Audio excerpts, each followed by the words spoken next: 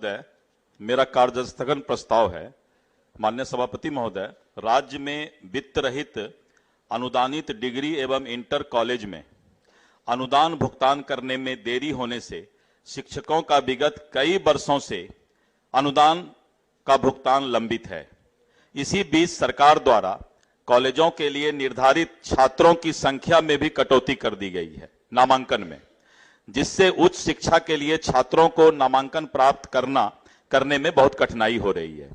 फलस्वरूप बिहार में शिक्षा व्यवस्था खास करके उच्च शिक्षा पर बुरा प्रभाव पड़ा है। शिक्षकों द्वारा लगातार अनुदान भुगतान हेतु मांग किया जाता रहा है, परंतु सरकार इस मामले में उदासीन है। अतः मैं बिहार विधान परिषद की कार्यसूची को स्थगित करते हुए राज्य हित के इस विषय पर सदन में चर्चा की मांग करता हूं।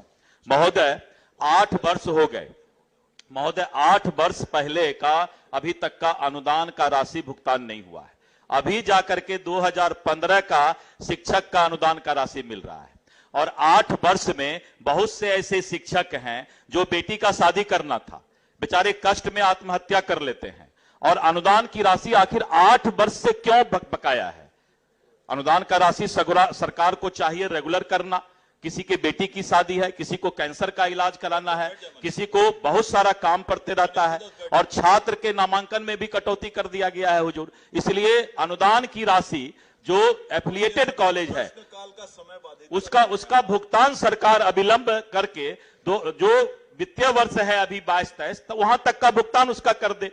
तो इसके लिए मैं कार्य स्थगन लाया हूं। पूरे बिहार में खुलेआम बिना पैसा लिए दाखिल खारिज या रजिस्ट्रेशन तो होता ही नहीं है।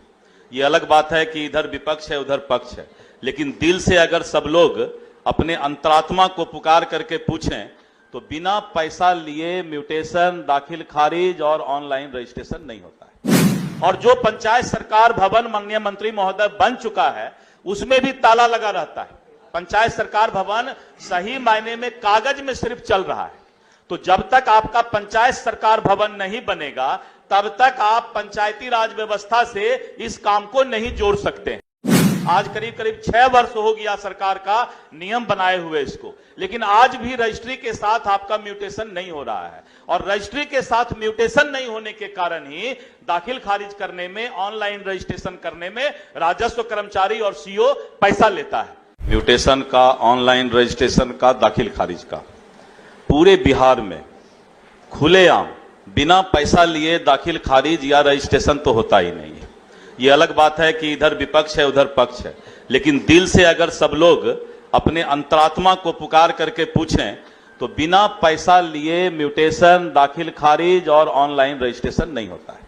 हुजूर, पिछले बार ही सरकार ने फैसला लिया था कि जब रजिस्ट्री कराने के लिए लोग जाएंगे तो उसी वक्त साथ साथ म्यूटेशन उनका हो जाएगा।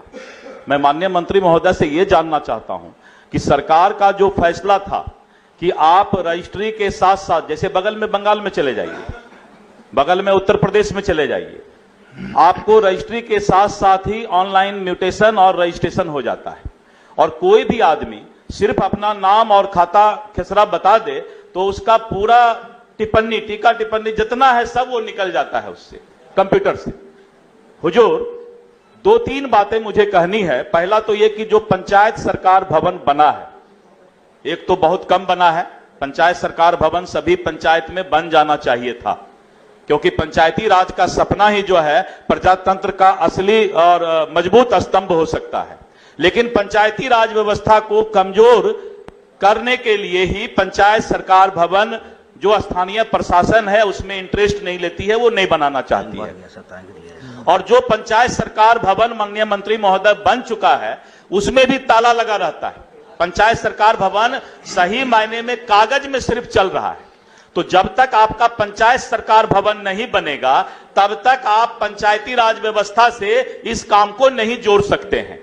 और दूसरा ये कि जो ऑनलाइन रजिस्ट्रेशन जमीन के रजिस्ट्री के साथ होना था मंत्री महोदय, आज करीब 6 वर्ष हो गया सरकार का नियम बनाए हुए इसको, लेकिन आज भी रजिस्ट्री के साथ आपका म्यूटेशन नहीं हो रहा है और रजिस्ट्री के साथ म्यूटेशन नहीं होने के कारण ही दाखिल खारिज करने में, ऑनलाइन रजिस्ट्रेशन करने में राजस्व कर्मचारी और सीओ पैसा लेता है। इसीलिए अगर समय आप हो खुद भी चुका। चाहिएगा कि इसमें ट्रांसपेरेंसी आए, समय तो हो इसी के चुका। लिए माननीय मैं आपसे सदस्य। इसका जवाब चाहूंगा। महोदय